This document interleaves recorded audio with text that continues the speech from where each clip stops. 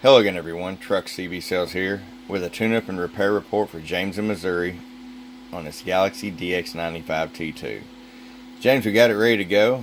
It's repaired, full alignment on sideband and AM.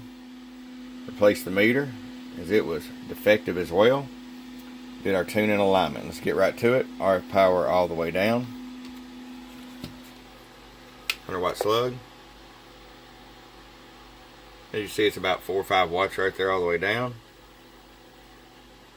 40 all the way up. Over your 500-watt slug, average power. Low. Roll it back down. Low.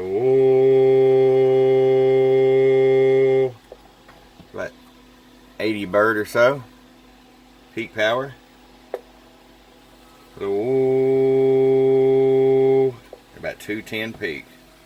Alright, James, it's ready to come to you. Hope you enjoy. From your friend Trucks at truckscvsales.com. Bump bump.